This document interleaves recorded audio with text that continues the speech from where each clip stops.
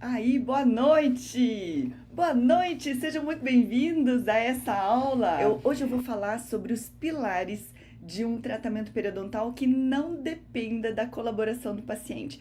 Você que está aqui ao vivo, escreve para mim de onde você fala. Quero saber de que cidade e nós precisamos de mais dentistas que saibam salvar dentes. E que hoje eu vou estar falando sobre uma coisa diferente e muito dentro da nossa metodologia, que é o tratamento periodontal que não depende da colaboração do paciente. De onde veio isso? Eu sou periodontista raiz, eu fui por 15 anos professora de periodontia e o processo da periodontia sempre foi anamnese, exame clínico, evidenciação de placa bacteriana e instrução de higiene bucal, certo? Penso que todo mundo aprendeu a fazer isso. A gente usava evidenciador de placa para mostrar para o paciente onde tinha placa bacteriana, onde ele precisava fazer a higiene. Quem está aqui ao vivo, escreve para mim, quem é que dá instrução de higiene com evidenciador? Escreve, dou instrução de higiene, quero saber, dou instrução de higiene.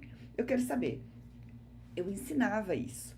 Quando eu estava na graduação e eu dava aula, eu fui num box de um dos alunos, assim, bem relapsos, e eu falei: olha, você tem que dar instrução de higiene para o paciente, que precisa evidenciar a placa, mostrar para o paciente a técnica de escovação, que tem que fazer isso, tem que fazer aquilo, que confere a técnica. E a paciente ficou brava comigo, porque para ela, aquele dentista que estava atendendo era bonzinho e eu era chata, porque eu fui lá e fui falar que a escovação estava ruim. E tava eu a vida toda.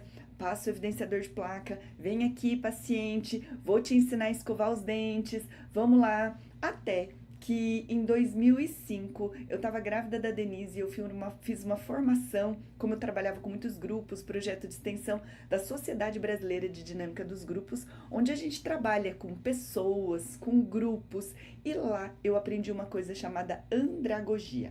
Andragogia é a educação para adultos. Em outras palavras, a educação, o ensino para crianças e o ensino para adultos é totalmente diferente. Gente que na instrução de higiene cai de costas. Quem é que começa da instrução de higiene e vê o paciente assim, sabe, desanimado, olhando para o relógio, olhando para o celular, ele quer ir embora. Os pacientes com cara de pouco interesse. E era isso que eu também vivia. Mas quando eu conheci a andragogia, eu descobri o seguinte: a pedagogia, ela é do pedos, é para crianças. E as crianças, elas aprendem como se fossem um papel, uma folha em branco, uma tábua rasa, onde tudo você vai falar e a criança presta atenção, porque você vai ensinar. Os adultos, eles não aprendem assim. E pelo contrário, se você ensinar um adulto do jeito que você ensina uma criança, não vai funcionar. E era exatamente isso que eu estava fazendo. E a gente não aprende nada sobre como dar uma instrução de higiene para o paciente. E mais, nem precisa dar tanta instrução de higiene, porque o jeito que a gente acaba fazendo tudo isso daqui dentro do método dos dentistas que salvam dentes é totalmente diferente. E já vou explicar por quê. Eu vou começar a falar sobre o jeito que crianças aprendem e o jeito que adultos aprendem. Os adultos, eles aprendem quando existe uma necessidade.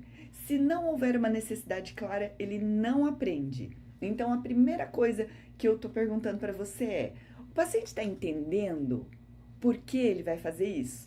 E se a sua resposta, dentista, e eu sei que eu tenho milhares de alunos, for, para ele ter saúde bucal. Eu preciso que você saiba que saúde bucal é um termo absolutamente abstrato na cabeça do paciente. Saúde bucal? Saúde bucal é o quê? Ele não é dentista, ele não estudou nada da odontologia, é nada. Eu tenho saúde bucal, né? Só esse dente aqui que me incomoda, mas ele não entende saúde bucal do jeito que nós entendemos, que é controle de placa, dentes limpos. Ele não entende. Então, nós precisamos falar para ele as consequências, o que ele vai ganhar. E eu vou falar para você que o paciente adulto, ele escuta muito a linguagem do preço, do dinheiro. Então, eu falei de novo, Adulto, ele aprende conforme a necessidade, certo? Ele precisa necessitar aprender aquilo. E se você não disser um bom motivo para ele, ele não aprenderá e você vai ver aquele fenômeno. Olha para o celular, mexe um pouquinho. Ai, doutora, pode deixar, depois eu faço, tá? Depois em casa eu testo. E isso é altamente desanimador. Você precisa falar por quê. E por quê? Porque se ele colaborar, vai ficar mais barato. Se ele conseguir escovar, ele volta menos. Aqui já tem a clareza que é a linguagem do bolso. Vai gastar menos. Se ele conseguir fazer isso, já deu um motivo. Então não adianta chegar e vir só dando instrução de higiene para goela abaixo. A outra coisa que o adulto entende, ele precisa ter uma aplicação imediata e um benefício imediato. O adulto não tem tempo para ficar aprendendo coisas que ele vai usar lá, sabe lá quando. Ele precisa ver o ganho imediato. Ele precisa ver para que vai servir aquilo ali. Então, essa orientação, ela é muito organizada de um outro jeito. Uma outra coisa que a gente tem dentro do método dos dentistas que salvam dentes é a comunicação não violenta. E antes a gente vinha e falava assim, olha, paciente, se você não escovar os dentes, você vai perder todos os dentes. Olha, infelizmente, do jeito que tá, não tá bom, precisa caprichar mais. Gente, se alguém chegar na sua casa e falar assim, oi, você precisa caprichar mais nesse chão, hein? Caprichar mais é uma comunicação violenta. Por quê? Toda comunicação que faz a pessoa ter um sentimento menos bom é uma comunicação violenta. Toda vez que a pessoa tiver um sentimento bom é uma comunicação não violenta.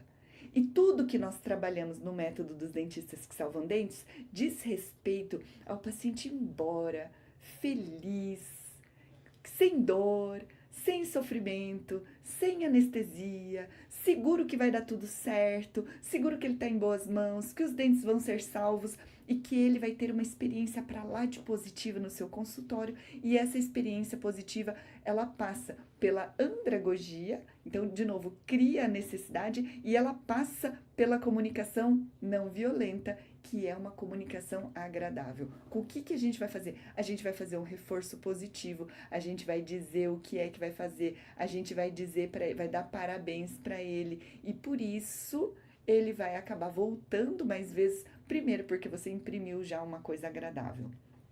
Um outro ponto que não precisa da colaboração do paciente é que hoje o que se sabe sobre biofilme dental é que nem todas as bactérias são ruins.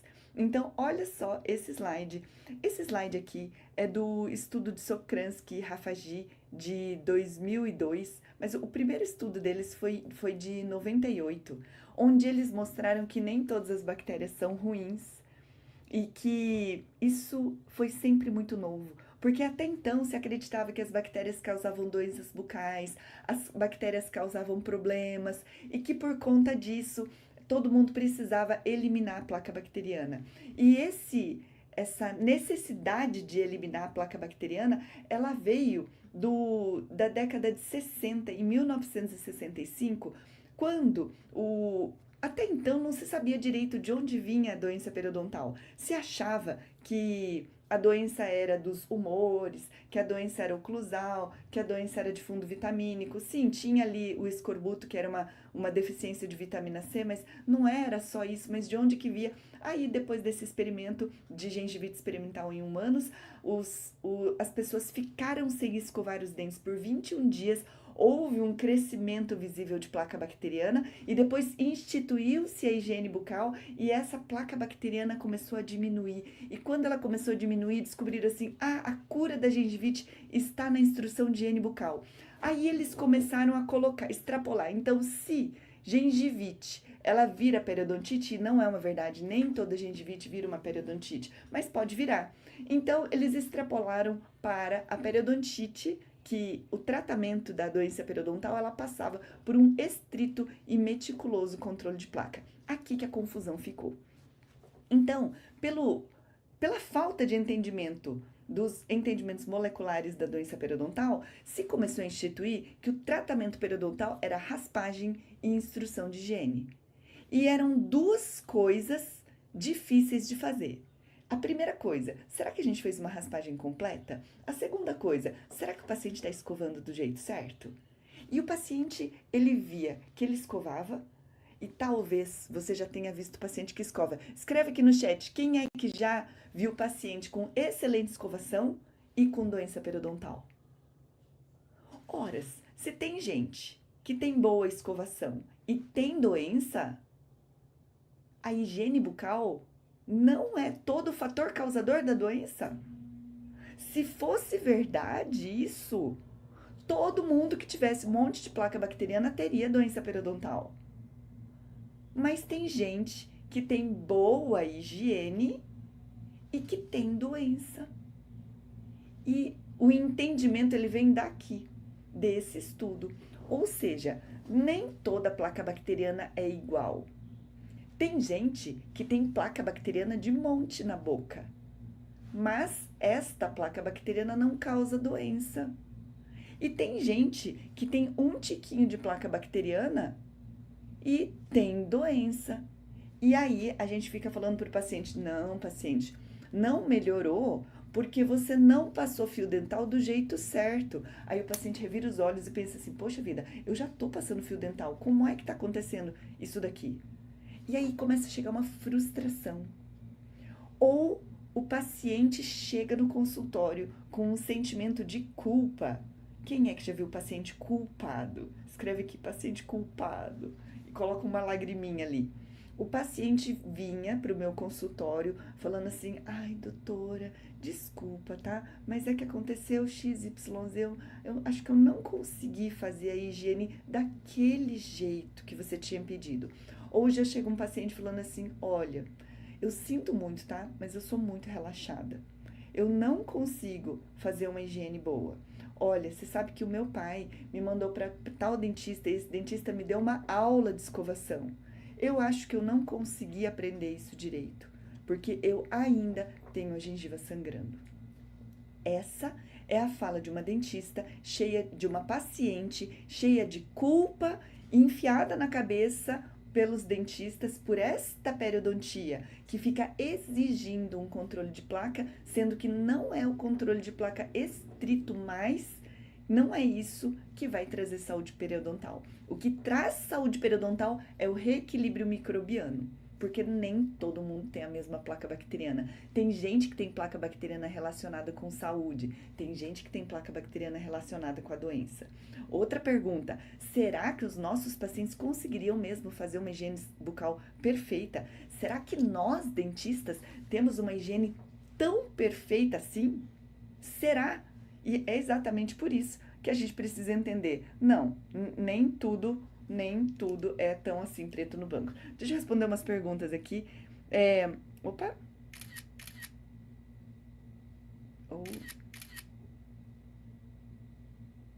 Paciente não tem coordenação motora e a coordenação é gradualmente adquirida com a orientação. Sim, é um dos motivos também.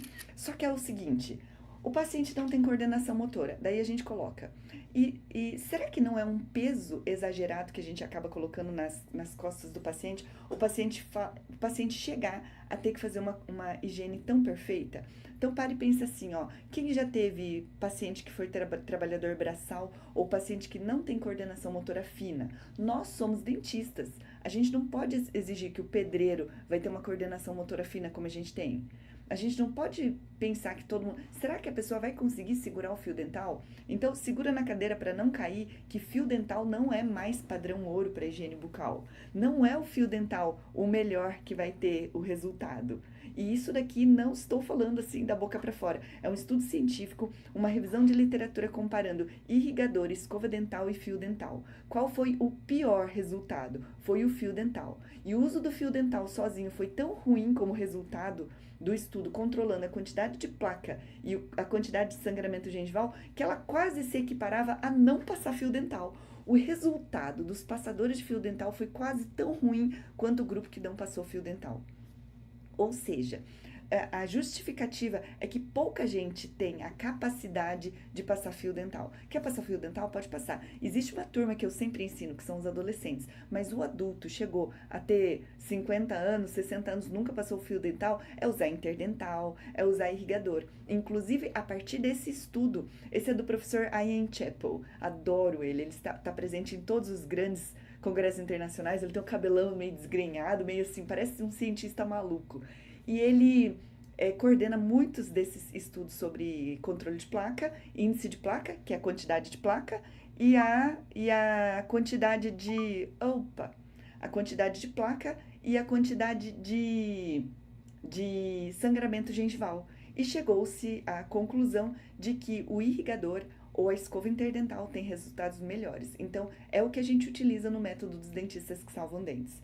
A gente não exige do paciente, a gente não briga com o paciente e a gente reequilibra a microbiota.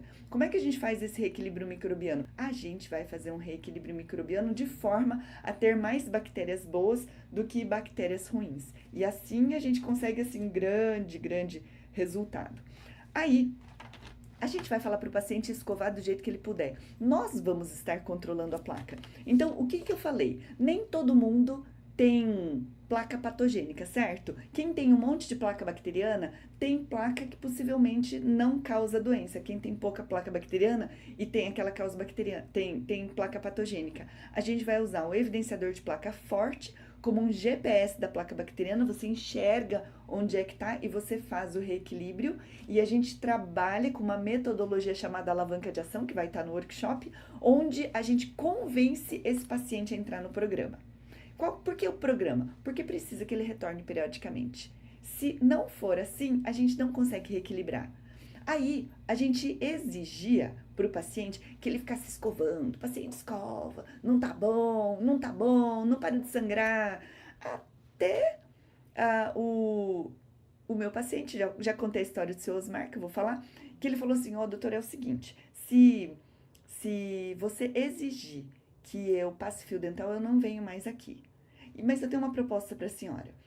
A minha esposa, ela vai toda semana no salão fazer o cabelo.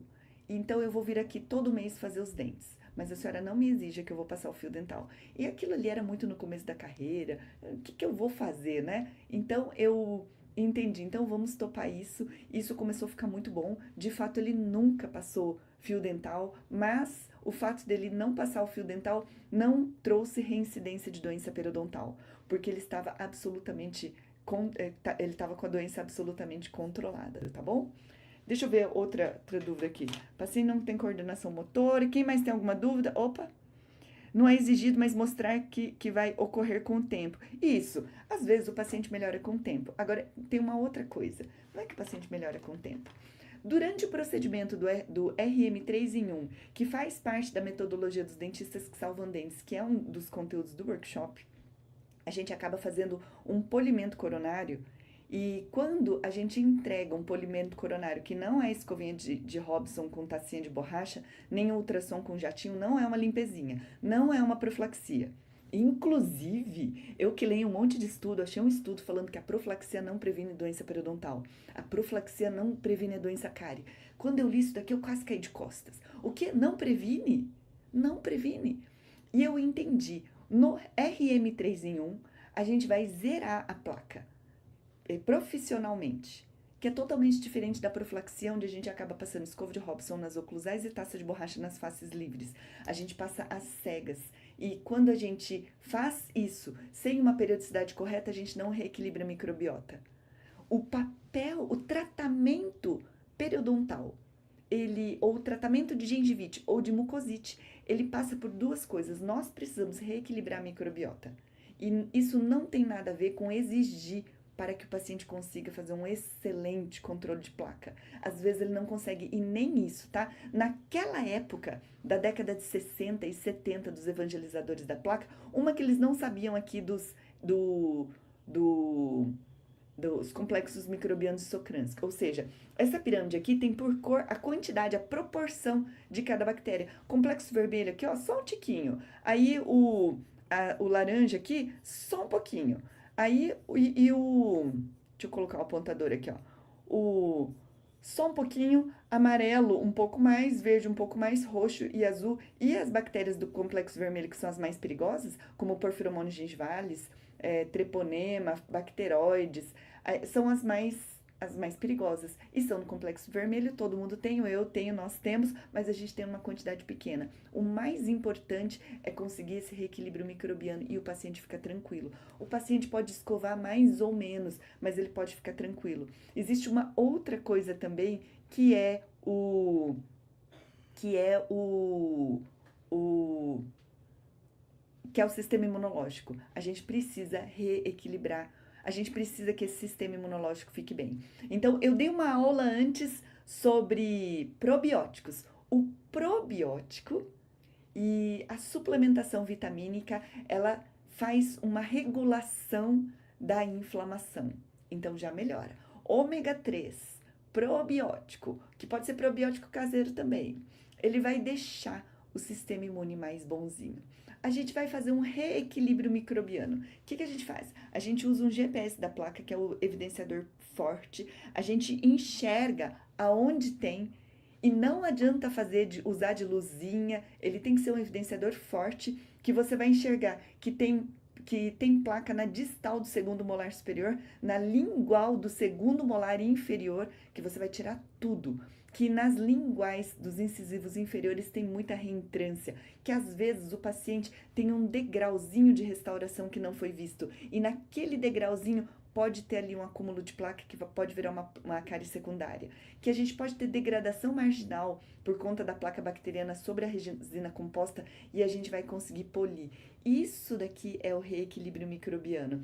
E isso precisa ser feito periodicamente. Isso tem uma técnica de comunicação chamada alavanca de ação que vai estar no workshop e você vai conseguir dizer isso para o paciente que vai ser isso e vai melhorar. E o que a gente vai fazer?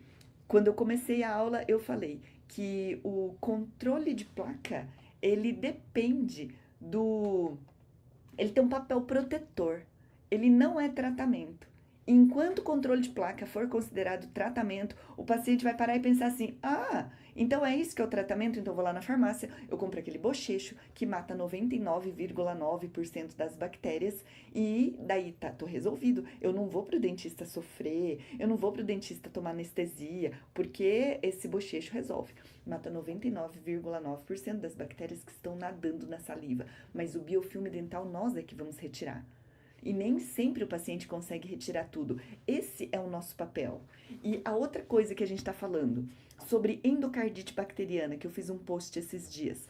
A endocardite bacteriana, é endocardite infecciosa, porque ela pode ser por bactérias, por fungos ou vírus.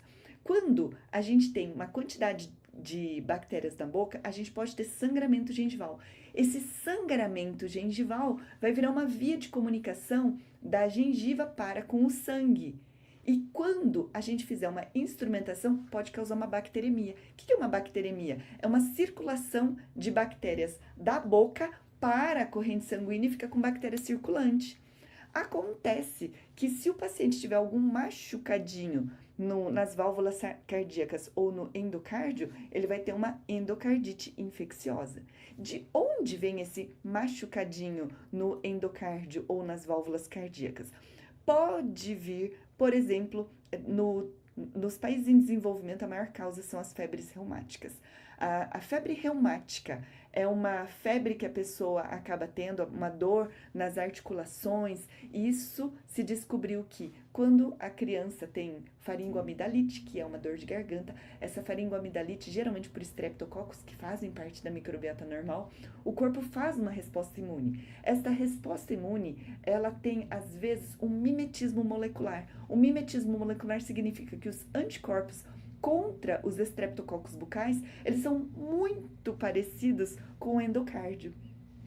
Aí, os anticorpos, eles acabam aderindo para o endocárdio. Esses anticorpos têm um outro tipo que é muito parecido com o ácido hialurônico das cartilagens.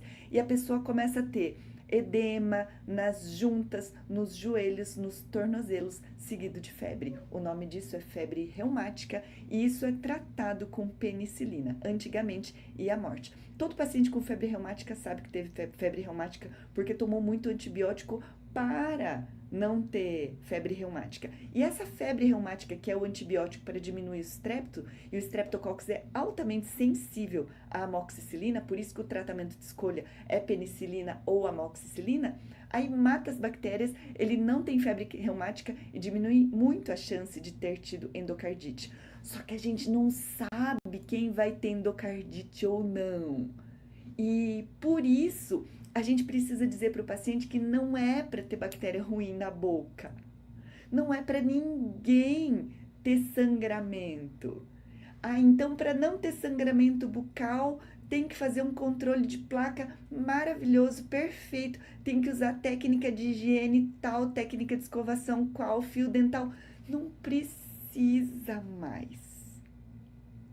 Nós estamos abrindo mão do nosso papel como dentista para nós reequilibrarmos essa bactéria. E isso daqui eu tô falando assim, da minha vida de mocho, que é o que deu certo para mim, que eu tô transmitindo isso para mais de 2.000 alunos. Eu, periodontista, aquela periodontia tradicional de ficar exigindo controle de placa nunca funcionou no meu consultório. Mas a partir do momento que eu comecei a transformar aquele momento, porque eu deixei de ser implantodontista para sair da estrada, para ficar mais tempo no meu próprio consultório e ter mais tempo para os meus filhos, mas eu queria que esses pacientes ficassem. Como é que eles iam ficar se eu ficava dando tanta bronca que a higiene estava ruim? Aí descobri a andragogia, aí descobri a comunicação não violenta e eu conheci técnicas de encantamento até que retornar ao meu consultório ou ao seu consultório se tornou uma experiência agradável, uma experiência onde não vai sofrer, não vai doer, eu vou conseguir reequilibrar todas as bactérias, eu vou dar zero sangramento. Nesse zero sangramento não tem risco de endocardite porque não vai ter bacteremia, não vai ter risco de Alzheimer no futuro porque não vai ultrapassar, não vai para a corrente sanguínea, não vai ter LPS bacteriano ultrapassando a barreira hematoencefálica, causando neuroinflamação. E por isso a gente acabou trabalhando isso e isso deu certo. A gente transformar isso daqui numa experiência positiva. Na administração, existe um termo chamado demanda indesejável e demanda desejável. A demanda desejável é aquilo que as pessoas querem. A demanda indesejável é aquilo que as pessoas não querem. Não querem. As pessoas não querem comprar caixão de defunto, as pessoas não querem ir para o dentista. E quando a gente transforma esse momento agradável e confortável, o que a gente faz? A gente usa protetor labial com gosto bom, com cheiro bom. A gente usa o evidenciador de placa como um GPS. A gente enxerga onde é que a gente está trabalhando. A gente vai fazer um reequilíbrio microbiano completo, a gente vai resetar as bactérias, a gente vai aplicar a alavanca de ação. Ao longo dessa semana eu já dei assim várias orientações sobre como é que a gente faz, as histórias, contei a história do prego do martelo, das pilastras, vou contar outras histórias ainda, para o paciente entender que ele precisa retornar periodicamente, porque esse biofilme vai crescer e porque cuidar dos dentes e não ter sangramento é muito mais do que só vir para o dentista fazer limpeza. Não é só arrancar cálculo. O significado é outro, é não ter sangramento e não ter outros problemas. Portanto, nem todas as bactérias são ruins. Como nem todas as bactérias são ruins, a gente não precisa exigir que o paciente zere a placa. Porque eu ainda penso que nem todos os pacientes conseguirão. Não significa que eu não dê mais instrução de higiene. Eu dou, mas eu dou diferente. Isso porque eu sou da época que a gente ensinava técnica de Bass, técnica de Hirschfeld e um monte de coisa. Isso aí acabou não trazendo tanta diferença. Agora, o que faz a diferença é o seguinte: ensina o paciente a passar língua sobre os dentes. Ensina o paciente a passar língua na vestibular. Ensina o paciente a passar língua na lingual dos dentes. E fala para o paciente sentir a lisura. E quando o paciente for embora sentindo a lisura, você vai falar para o paciente que a língua é o fiscal dos dentes. E a língua, ela vai fiscalizar e você vai escovar até que os dentes fiquem lisos. Só que você tem que entregar uma boca perfeitamente lisa. E quando você está fazendo isso, você está partindo para mais um preceito de empoderamento do consumidor, ou seja, o paciente, ele está entendendo alguma coisa da odontologia, porque antes ele vai, mas ele não entende nada. E você acabou de ensinar que se passar a língua sobre o dente e o dente estiver áspero, tem alguma coisa, porque você vai entregar ele perfeitamente liso e polido. E quando o dente começar a ficar áspero, você fala para o paciente, é a hora de voltar, mesmo que não tenha dado a periodicidade correta. Aí começa a ter o fenômeno do paciente começar a falar assim, oi doutora, eu sei que não está na hora de voltar, mas acho que está na hora de voltar, porque o meu dente está ficando áspero. Aí as secretárias do consultório falaram assim, doutora, o que é que você está fazendo que está mudando tanto o jeito dos pacientes? Antes a gente tinha que implorar para o paciente voltar e agora o paciente liga antes, porque você empoderou o paciente, porque você falou que se sangrar quando limpar no meio dos dentes, ou quando você passar a língua sobre os dentes e o dente estiver áspero, tá na hora de voltar. E aqui você já falou, ó, se sangrar quando limpa no meio dos dentes, e tem que limpar no meio dos dentes, tem que, com alguma coisa que não precisa ser o fio dental, e ele vai limpar com o que ele quiser, mas você vai orientar, você vai trazer várias sugestões. Lá no método dos dentistas que salvam dentes tem um método, tem um módulo cheio de dicas, cheio de coisas que ele pode utilizar para melhorar o controle de placa dele, e você vai trazer uma carta da manga sempre, você vai tirar um coelho da cartola toda vez que ele chegar no seu consultório. Você vai dar uma dica nova para ele. E ele vai ficar bem feliz, porque não sabia que usa isso. Borrachinha interdental, escovinha interdental. Então, com isso, ele usa. Mas ele usa por quê? Porque você já falou o benefício. Qual é o benefício? Ele não vai sofrer, não vai doer, não vai gastar. E assim, o paciente, ele se conscientiza por ele, não porque a gente está mandando. E assim, o paciente colabora porque ele quer. E a gente não está exigindo controle de placa. Porque quem está aqui já conseguiu entender. Não é presença ou ausência de placa. É o tipo de placa bacteriana que acaba tendo. Ou seja, é o reequilíbrio microbiano, né? A escova elétrica oferece bons resultados. Tem impressão que para pacientes com implantes pode causar afrouxamento do parafuso de retenção. Procede? Não. A escova elétrica é o seguinte. A escova é o melhor recurso. A escova elétrica é o melhor recurso para o escovador ruim. Então, aquele escovador, que é um escovador mais ou menos um escovador deficitário, ele vai ser altamente beneficiado pela escova elétrica. Eu não sei o que é que tem aqui no Brasil que acaba tendo tudo isso de falar que escova elétrica é ruim. Porque escova elétrica é boa, mas acaba tendo isso de que é ruim, que acaba sendo danoso. O que causa o afrouxamento do parafuso é bruxismo. Pode ter certeza. Ou tá com parafunção. Aí o que acontece com o implante, tá? O implante é o seguinte, o implante não tem ligamento periodontal, certo? O implante, quando ele tem uma coroa cerâmica, ele tem ele não tem um desgaste igual dos dentes. Aí o paciente vai envelhecendo e os dentes vão diminuindo, vão gastando, porque são dentes, a cerâmica nunca gasta e o implante que ele tá grande, ele fica lá. Ou o implante amolece, ou o implante fratura, ou o implante da periimplantite, ou o implante afrouxa o parafuso. O afrouxamento do parafuso, olhe isso com olhos bons, porque se não houvesse um parafuso para afrouxar, aquele titânio teria fraturado. Então, fica bem de olho isso. Paciente que tem as tampinhas dos implantes que ficam saindo, pode ter certeza, ele é um apertador. Onde está escrito isso? Isso é da experiência clínica, é de muito ter parafuso desapertado. E a gente começa a trazer isso. Isso que eu gosto de ensinar, tá? Coisas que não estão no livro. Eu tinha um professor que falava muito disso. O melhor é ensinar aquilo que não está no livro. O RM3-1 é maravilhoso. No primeiro retorno, o paciente com bolsa de 6 milímetros no molar simplesmente sumiu no primeiro retorno. Uau, Lucy, fechou uma bolsa de 6 milímetros.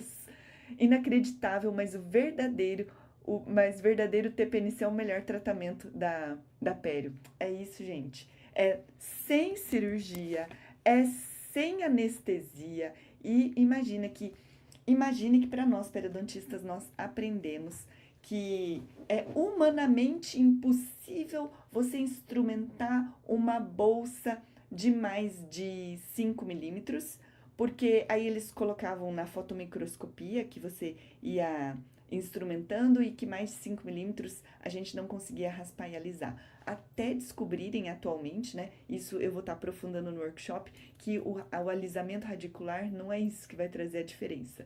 Então, não é isso. O que faz a diferença é o reequilíbrio microbiano. Por isso que a Lucy falou que conseguiu um resultado, né? Essa escova ionizante da marca Cota, o que a senhora diz sobre? Essa escova iônica é boa. Aí, eu sou microbiologista de formação, né? Quando eu olhei aquela embalagem, aquilo fez total sentido. Então, a escova iônica da Cota, tá? Quem quiser, fica a dica, pode comprar. Ela é uma escova onde ela tem uma pilinha dentro e ela emite íons negativos. E agora eu não tenho certeza, mas eu acho que a película adquirida é eletropositiva, as bactérias são eletronegativas. Aí quando você chega com aquela escova, ela repele ionicamente as bactérias. Então eu comprei e eu tenho a clara sensação que ela limpa bem.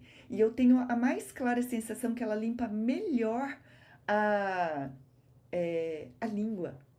Porque como ela repele ionicamente, não precisa raspar a língua ou escarificar a língua. Falando nisso, raspar a língua, você pode causar microtraumatismos, aumenta o conteúdo proteico para as bactérias. Quais são as bactérias que adoram proteína? As bactérias anaeróbias. Vai aumentar a quantidade de anaeróbios e quem tem halitose, os produtores de compostos sulfurados voláteis são anaeróbios. Se você raspa a língua com muita frequência ou força, você está dando mais comida para as bactérias da halitose. Então, escova iônica mora no meu coração. Adoro, viu? Pode usar. A Luna mora em Uberlândia, estou apaixonada novamente pela Pério. A Pério, ela é apaixonante porque a gente tem resultado. Conta pra mim, quem é aluno aqui, por que gosta tanto da Pério? O que te faz encantar? Eu gosto porque a gente fica muito amigo dos pacientes, a gente encontra sempre, a gente não tem nada que dá bronca pra ninguém, eles ficam felizes, a gente ganha bolo, a gente ganha biscoitinho. Olá, quanto de perda óssea para um dente ser indicado exodontia? Ótimo. Para um dente ser indicado para exo, o que a gente precisa entender? Quanto de perda óssea para o paciente ser indicado para exodontia? Para ser considerado perdido, isso. Não é mais o percentual de perda óssea. Isso daqui é o que está nos livros, e os livros acabam falando assim, quando tem 30% de perda óssea, ele está condenado. Até boa parte dos meus pacientes falaram assim, doutora, não tira esse dente não, e eu comecei a salvar dente atrás de dente. E aí eu descobri que não é isso que determina. Então, assim, eu salvo todos os dentes. O que não dá para salvar é quando você faz a sondagem. Então, assim, cada dente tem 6 sítios de sondagem. 3 sítios na vestibular e 3 sítios na lingual. Aí você vai sondar. Aí, quando você tiver todos os sítios profundos demais, pode ser que você não tenha nenhum ponto de contato com o osso. Mas se em alguma parede você tiver uma bolsa rasa e conseguir manter o dente, você vai conseguir deixar aquilo ali em saúde. Aí salva aquele dente. Dente uniradicular anterior, eu salvo todos. Dente uniradicular é o dente que tem a melhor possibilidade de manutenção. E outra coisa, papila interdental é dente dependente. Tirou o dente, vai perder papila. Não dá para reconstruir papila nem com enxerto ósseo de implante. Nunca, nunca. Aí, o pessoal da implantodontia cria umas técnicas onde você extrai o dente, mas tem que largar uma casquinha de dente. Ora, por que não salvou o dente? Não tem como manter a papila. Existe uma coisa chamada remodelação, que quando você tirar o dente, vai remodelar e vai perder. Vai perder. A melhor maneira de não perder osso é não perder o dente. E aí, o que você faz? Você reanatomiza o dente, melhora o ponto de contato. E a gente consegue resultados interessantes aqui. Aqui, ó. Eu sou aluna e me apaixonei pelo resultado que eu obtive com o seu método. Dentes brilhantes, mais brancos, lisinhos. e sem bolsas. Que legal. Porque o paciente, ele acaba ficando feliz, a gente cobra melhor. Esses casos de dentes anteriores que eu salvo, se extraiu devido à perda óssea que você indica. Como é que é? Esses casos de dentes anteriores que eu salvo, se extraiu devido à perda óssea, você indica ortodontia para posicionar melhor? Ó, ortodontia para posicionar melhor, com certeza, para todos os casos, tá? A gente consegue posicionar melhor, porque desde que esteja sem sangramento a sondagem, né? Sua aluna não tem preço ver os olhos marejados dos pacientes que passam. Ai, não tem preço ver os olhos marejados dos pacientes que passaram por vários dentistas que disseram que não tinha tratamento para salvar dentes e você diz que vai salvar. Oh. Outra coisa que está encantando muitos pacientes é acabar dizendo para o paciente que agora eu vou cuidar de você. Então, nós mudamos a nomenclatura de programa de manutenção preventiva para um programa de cuidado. Aí você chega e fala para o paciente, eu vou cuidar de você. E alguns pacientes estão chorando, que eles estão apanhando tanto nos consultórios que eles estão ficando felizes, né? Mesmo quando mantém as cristas marginais, realizar um implante de carga imediata. Ainda assim teremos a perda das papilas? Teremos, sabe por quê? Porque tem um estudo do professor Maurício Araújo, aqui de Maringá, ele é um estudo clássico, que ele estudou a perda óssea alveolar depois da extração e a instalação de implantes. Ele fez ao longo da vida dele muitos estudos. Então, assim, extrai o dente, implante de maior diâmetro, implante de menor diâmetro, um gap entre a crista óssea e o implante de mais de 2 milímetros, de menos de 2 milímetros. O que é que diminuiria a remodelação? Ele chegou à conclusão que sim, implante em carga imediata, ele vai minimizar a perda óssea. Mas quem é implantodontista e está me ouvindo aqui, pode ter certeza. Você tira, faz o implante em carga imediata. Se você colocar o implante mais para cima, quando remodelar, você vai ter exposição do metal, ou do componente, ou do implante. Então, você tem que pensar que vai ter remodelação. Não existe. Implante com bolsa de 5 milímetros, sem secreção e sem mobilidade, indica fazer aberto ou fechado algum procedimento. Isso daqui é outra doença chamada periimplantite. A periimplantite é uma outra doença, aí tem um outro curso chamado Domine a periimplantite. Para a periimplantite até agora, eu só acredito no tratamento cirúrgico. O ano retrasado que eu fui no congresso do International Academy of Periodontology, por que periodontology, né? Porque na Europa e nos Estados Unidos a implantodontia é uma sub-área da pério. Primeiro você tem que ser periodontista para ser implantodontista. Então nos congressos tem tudo junto. Aí se falou demais sobre periimplantite. Tratamento de periimplantite precisa ser cirúrgico. Tratamento de periodontite é não cirúrgico. Mas depois colocou implante é não cirúrgico. Tudo que se fizer é uma tentativa, não vai ficar bom. E mesmo com cirurgia a taxa de resultado dos implantes não é tão bom. Então, aí assim, é um implante e colocar esse paciente sempre na manutenção preventiva. Implante não é igual a dente, o tratamento do implante é totalmente diferente, tá? Um grande abraço!